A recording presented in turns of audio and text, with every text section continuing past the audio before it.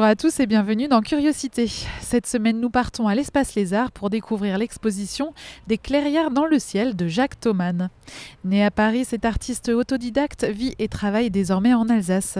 C'est en parcourant les musées et galeries d'Europe qu'il a appris ses classiques. De là sont nés des carnets de voyage hauts en couleurs. Des œuvres poétiques parfois étranges, mêlant objets, figures et paysages. Des compositions qui se développent à l'encre, au crayon, au pastel, à l'aquarelle ou encore à l'huile.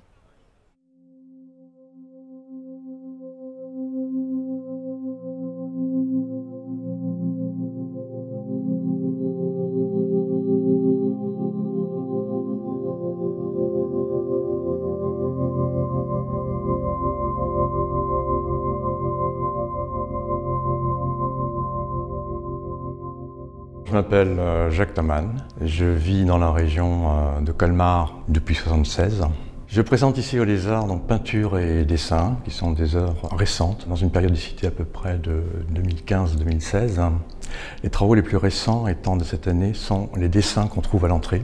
Le dessin étant pour moi une présentation en fait très libre, très détachée de toute préoccupation éventuellement muséale ou de galerie. Ce sont simplement des études qui sont assez contractées par l'actualité d'une part, et qui se promènent dans les arcanes de l'histoire de l'art.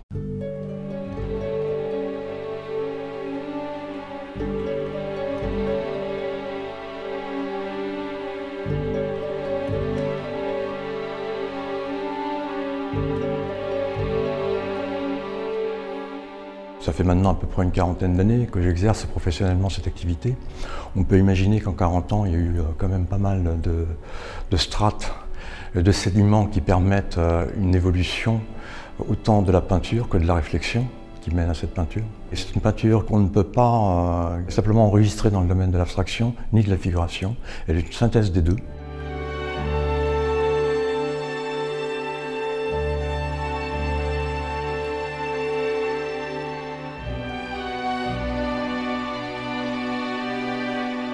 Ça commence par un blanc, un grand blanc.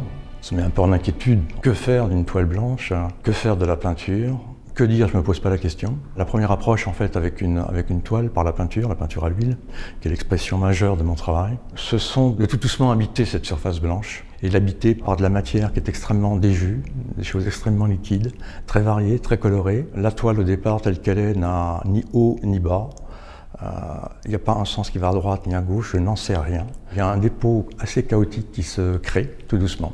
Et à un moment donné, je ne sais pas pourquoi, il y a une chose très lisible qui s'installe, qui se crée, qui se met en lecture à mon regard. C'est là où commence réellement l'aventure de la toile, de la peinture. Elle se construit tout doucement.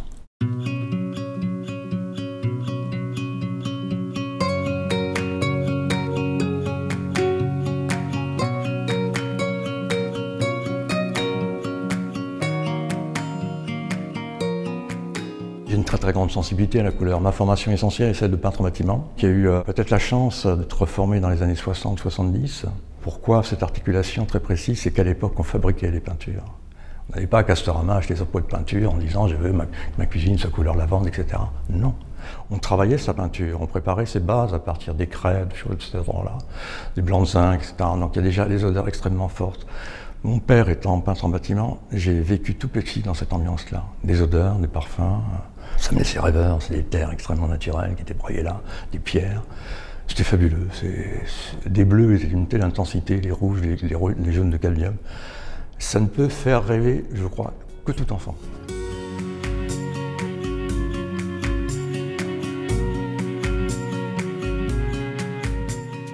Je voulais être peintre, mais quel peintre? J'en avais aucune idée. Sauf que j'étais effectivement intéressé par le sensible. Une marraine m'a offert une boîte d'aquarelle. Et mon désir a été par la suite, c'est vraiment a pris de l'ampleur. Et le désir était réellement d'être peintre, hein, comme je le suis aujourd'hui.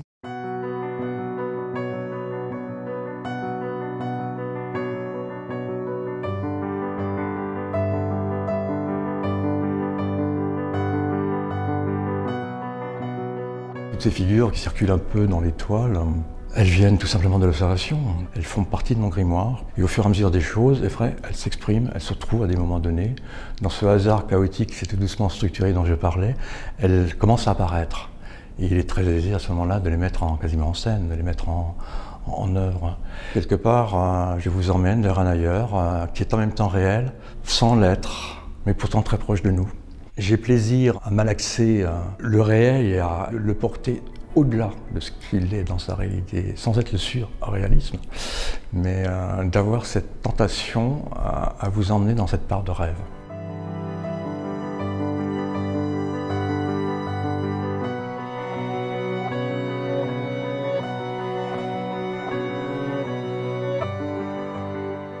La poésie me passionne énormément. Ce qui m'intéresse dans la poésie, c'est les mots, et c'est la sonorité des mots.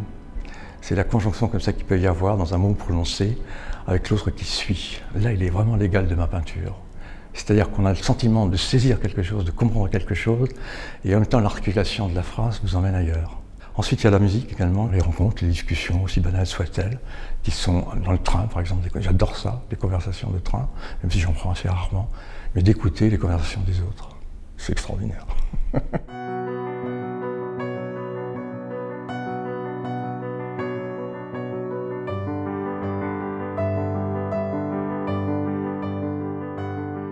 Ce qui me permet de continuer à peindre, c'est ce médium qu'est la peinture, je pourrais dire ça comme ça, qui permet en fait la rencontre avec l'autre. Imaginez que l'atelier dans sa pratique est extrêmement solitaire, c'est vraiment entièrement consacré à la concentration de la peinture. Une toile comme ça peut me demander des semaines de boulot. Donc je dirais le plus grand des bonheurs, c'est de montrer son travail.